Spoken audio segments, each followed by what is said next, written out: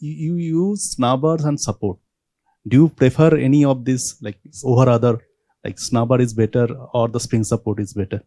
We'll suggest snubbers based on the loads which is coming on that one, but we'll not suggest for particular snubber type to be go for that one.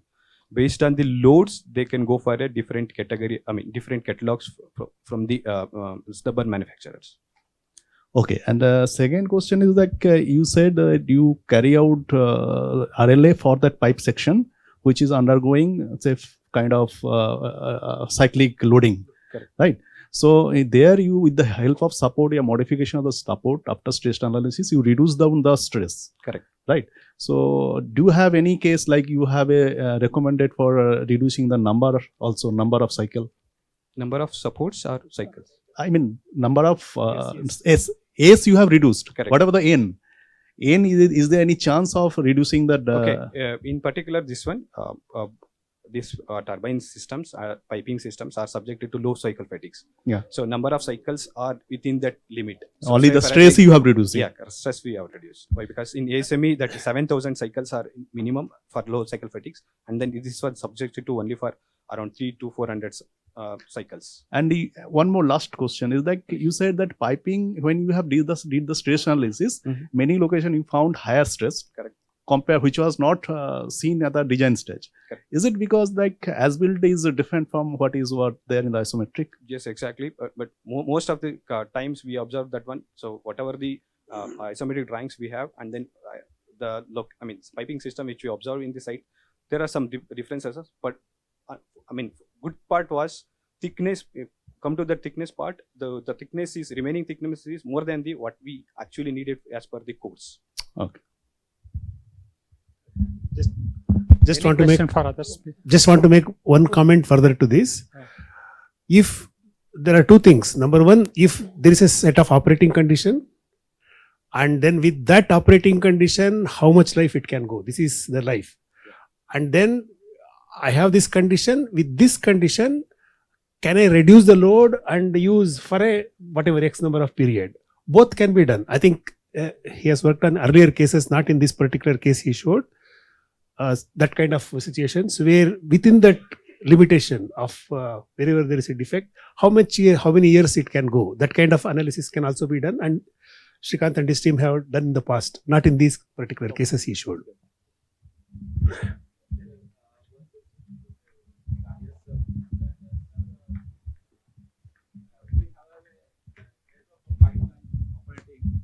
And what happens in between of the intermittent stretches are passing through the bridge structures, which are typically a combination of metal and metallic structure and the civil also. Is there, sir, any preferably guidebook or anything is available? What at least we should go for the checking and inspections part? Is there any guideline or any documents in this regard which we can refer for ensuring integrity of this structural bridge parts, sir? Actually, I could not explain similar sort of thing. These are interaction issues. One of the things. These are interaction problems, in fact. I did not mention in my presentation. These are two different independent things. They have a heavy interaction. So there are actually no guidelines. That's what I was trying to tell you. But then it can be addressed. We have done this kind of a thing where there is a composite transportation.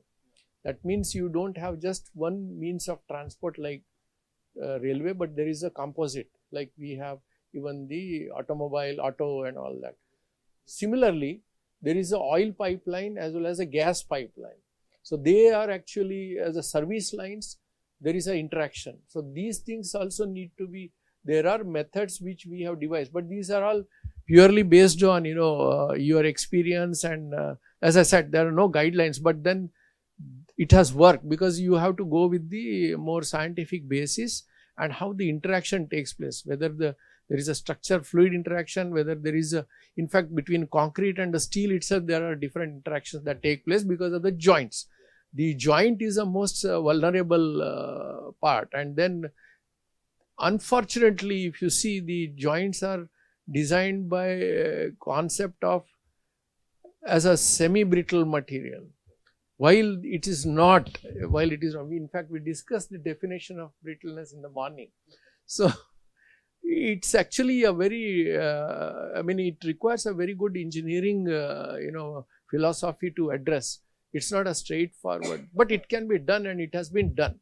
So, we have actually given this kind of a guideline, including this, to RDSO, because the railway board told us that finally it is the RDSO which will clear all this. So, that was done, and that is available probably now in public domain as well.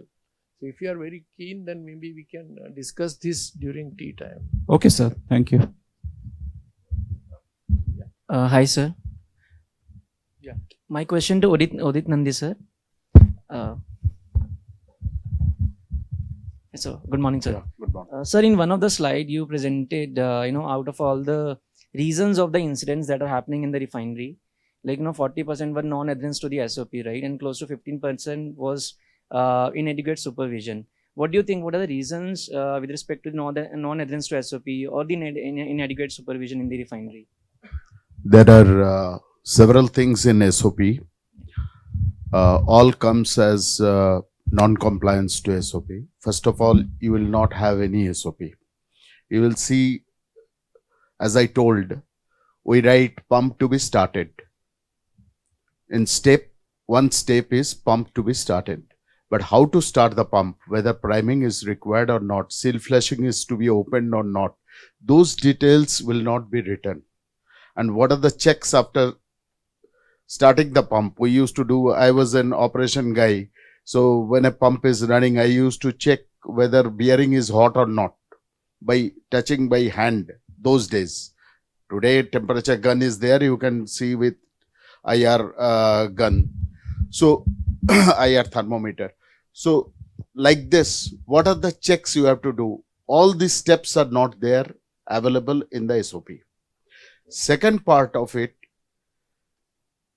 first step is SOP is at all not there. Second part is details in the SOP is not there. That means SOP is not adequate. And third and foremost part is SOP is there. I am very much experienced. I can skip 2-3 steps. That is the tendency people will have. So these are all called as, actually I have used a good word, non-compliance to SOP. YSD used the word disregard to SOP. Okay. So does that mean it's more of a tribal knowledge based execution that is happening out of since you have 20 years of experience, probably you know what is to be done. So that's why you are executing each and every step. I have seen this also. Most experienced people, they skip the steps more. A young engineer will not do it. Okay, I am having 20 years experience. What you are teaching to me? I know everything. That attitude comes with experience. Sometimes. That is wrong. Yeah. Oh, yeah. Sir. Hi, myself Shivkumar from ProSim. My question to Dr. Suyog sir. In one of the case study, that 3-story building, you have mentioned that crack was found. So for the execution, have you done? You have shown some EN codes. The execution, you used only calculation code basis, or used any software? No, means what we have done, due to the time, I have not presented all the things. We have taken the data from the NDT. We now come to know that the strength, which has to be M25, we could get 17 or 16. So we have generated the 3D model for that building in ETAP. We have generated, used the European code. We have simulated the loading, which has been anticipated for that building. And then we have run the program. And we could come to know that, okay, almost beams, means columns and footings are fine, okay. And the beams are failing for the hogging bending moments. And the shear wise, the beams are okay. So then remedial measures has been given that, okay, for these beams, we need to have the increased depth, or we have to have the haunch application, because the beams are falling in the negative bending moments. Oh. So that way the solution is That given. saying a column is okay and beams are not okay, there will be any criteria for that? Yes, because what is happening in column, you use the generally PMM interaction charts. So what are the reinforcement we could trace from the this NDT test? we have simulated that reinforcement in the softwares, and we have checked with the codal references. So columns are adequate. And the same way, the beam also have some empirical formulas for the design. So Even for seismic case, you will be follow the same thing, sir. yes. Thank you. Mr. Tarak Pani. After this, one last question. I think there is, okay, two more. So there are two people who have already taken. Yeah. My question is to Mr. Srikanth. Because of the renewables penetration, our coal-fired stations are have to do flexibilization, which means in terms of reducing the technical minimum load, and also ramps, frequent ramps, and also frequent shut-offs also because of that in the rare cases. So because of which the operating conditions on which the piping was designed earlier, they are not the same as long because of these renewables, and this will continue because renewables as shares are going to increase in the coming years. So with respect to the new operating conditions, can we make a model that because of these new operating conditions enforced by the authorities because of renewables, what are the extra, modifications or extra jobs and the cost thereof? Can a model be made for the piping actually, depending on the earlier, of course, the residual life actually?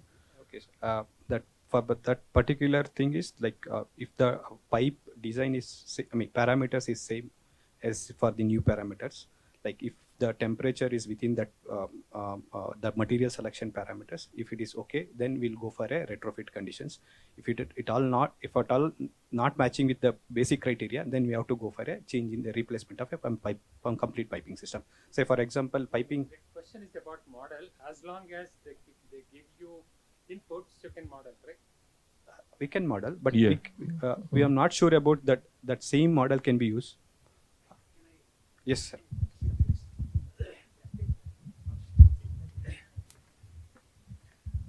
I think these questions were raised by some of the private power plants when to us when the demand came down. There was a lot of production and the demand was reduced by the. So this is when this kind of thing can be done. Basically, there are two issues. One is there is a design and there is an operating condition. If the operating condition is changing, what happens to the damages, what happens to the life, and what happens to the performance? So this is reverse of what Srikanth has presented today. That kind of situation can be done and modeled. It is possible. So I will stop at this, but it is in principle possible. Okay.